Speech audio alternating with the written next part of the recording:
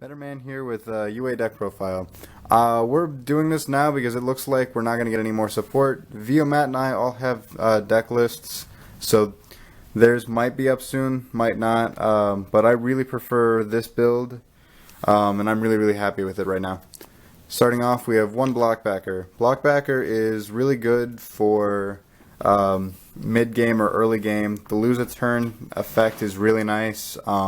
I only play one because he's really bad at if you draw him randomly, but he's fantastic when you've searched him off a stadium or you already have perfect ace and need something else. But really good one of. One, Dreadnought Dunker. Dreadnought Dunker is really good. I think it's probably the closest thing to a win condition the deck has, or the closest thing to a boss monster the deck has. This plus Powered Jersey is pretty much unstoppable, and he is just fantastic. Piercing damage is exactly what the deck needed, so I'm really glad. He's also only a one of though because drawing him in the early game is bad, and if I don't have resources to commit to him, I'd rather have Mighty Slugger because it's just a bit safer. But he is still really fantastic and pretty much the win conditioner boss monster. 3, Rival Rebounder. Rival Rebounder is a +1 and just really good. He's a +2 off Stormforth, and all around really good card. Help make discarding some of the UAs a little bit safer if you're discarding for Perfect Ace's effect. Helps get rid of some of the clogged hands by allowing you to special summon from hand or graveyard. So it's pretty good. 1, Goalkeeper. This is here for the rare Mirror Force on Dunker or Regeki or Dark Hole or Torrential or something like that. It's just nice for those random one-ofs that most decks are playing. To keep your field safe. He's probably not going to be destroyed by battle, but you can just use him to protect himself once or protect another monster once is just really useful. But he's only a one of because that effect is kind of situational. 3, Perfect Ace. Negating cards is negating cards, and now that we have Penalty Box, you have a perfect card discard for him. With Rival Rebounder, you can discard monsters a little bit more safely. All around, perfect card. 2, Mighty Slugger. Mighty Slugger is fantastic for the entirety of the early game and can just win games by himself. 23 or 28 plus Armadi's effect is nothing to sneeze at. It's really good against Shadal's, Burning Abyss, and probably going to be pretty good against Cosmo because they can't banish when you declare an attack with him, or they can't Honest or Jurigato or any of that kind of thing. So I really like him a lot. He's a 2 of because you don't need 3 anymore. Between Rebounder and Dunker, you just don't need 3 anymore, so only 2. 3, Midfielder. The last UA monster and the last monster card in the deck. Midfielder is fantastic because he plus Stadium is just great. Really good card. His effect I don't use very much because this deck keeps a pretty low field or low monster count on the field, but him just being a level 4 UA monster is everything the deck could need, so pretty nice. For spells, 3, Stadium. Stadium is fantastic. Searching upon a normal summon is really good. The 500 boost is really great, especially once it starts stacking in the mid game. Really good card. 3, Signing Deal. Signing Deal searches all the monsters at the cost of a few hundred life points.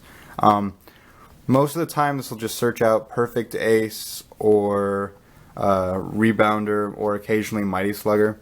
You do really need another UA monster in your hand to play this card well because its effects are negated and can't declare an attack.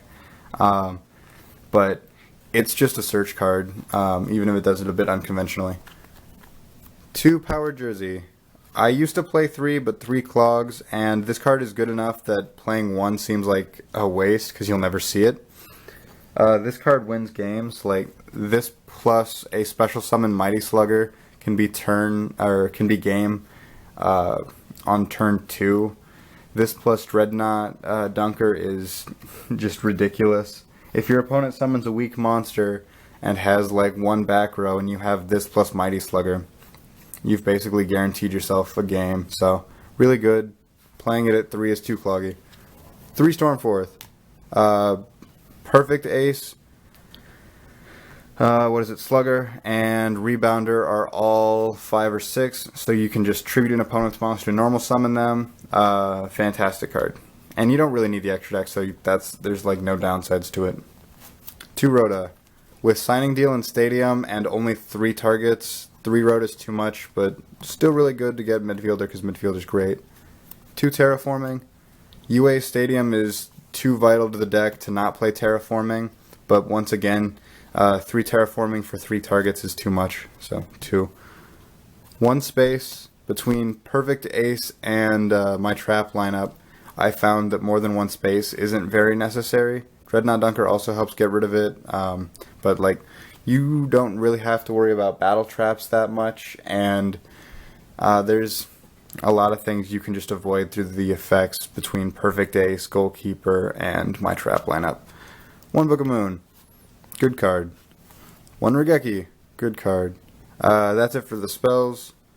Kind of traps. 3 Decree. This is why I only play 1 space. This deck really doesn't need trap effects on the field. Penalty Box is much more for its searching utility than it is for banishing your opponent's monster. And Decree just makes Dunker safe. It makes Perfect Ace a little bit safer. It protects you from Torrential and Warning. So it's just really, really fantastic in the deck. 3 Penalty Box. Penalty Box is absolutely fantastic. On the field, preventing your monsters from being destroyed by battle by being able to banish cards is really useful. And just discarding it for Perfect Ace is one of the best plays the deck has. Since it's a continuous trap card, you can banish it at any point during either player's turn, which means you can search during your opponent's end phase, which is just kind of fantastic. So, really, really good card. Played at 3. 2 Breakthrough Skill. Because I'm playing Decree, I wanted Breakthrough Skill over Veiler. Partially because you can discard it with Perfect Ace, or you can bluff set it if your opponent doesn't know you're playing Decree, or your opponent will space it expecting to hit Decree, and then you can just flip it, negate an effect, and if there's nothing, it's still useful in the graveyard. I really like it. I can't recommend it over Effect Veiler in other builds, but if you're playing Decree, definitely play Breakthrough Skill. And that's it for the main deck. I have absolutely no idea what the side deck for this looks like since the format's really undefined, but there's a bunch of things you can probably play. Retaliating Sea is kind of good. Max Sea is good. A few different trap cards like Blackhorn or something are all interesting, but I don't really have a side deck. You can just kind of mess around with it. For the extra deck, this extra deck's like less than 10 cards because you never use it, but Gaia Dragoon, because I play a few rank 6s and rank 5s. Photon Streak Bouncer, Tyrus. I would play Volcasaurus, but I don't know where it is right now, so I'd also recommend Volcasaurus. If you ever make these, something's going interestingly, so, they're useful to have. Castel, 101, Cowboy, Exiton Knight, Abyss Dweller, and Heroic Champion Excalibur. All of these are just kind of like problem solvers. You only have midfielder, but getting to midfielder isn't that difficult between Rhoda, Signing Deal, Stadium, and Rebounder. It's not too hard to get them and too hard to get them on the field. So you can just kind of toolbox a bunch of rank 4s, but that's it. I don't really know what else you'd put in the extra deck. I know a lot of builds that play Veiler, or back when TG Striker was considered good in the deck. Yazi is fantastic in this deck, and so is Goyo. But beyond that, just kind of fill it out with whatever cards you can. Other rank 5s, Volcasaurus is very good. Gauntlet Launcher is pretty good as a rank 6. I guess you could put in rank 7s because I have 2 level 7s, but that's kind of a waste. Just kind of anything that works. Yeah, and that's kind of the profile. Quick thing, both Vio and Matt, neither of them play Decree. I think they both have different builds. I think Vio still plays the Reasoning build, and I don't remember what Matt's build is, but it's more trap heavy, I think, at the cost of Decrees. I think both of those are interesting, but I personally believe Decree strategy is the best, because it makes Dreadnought Dunker a little bit better. Turnover Tactics is bad, don't play it. I I hope these guys do get more support in the end, though. And as always, thanks for watching. Please remember to like, comment, or subscribe. If you have any questions, ask them in the comments, and have a nice day.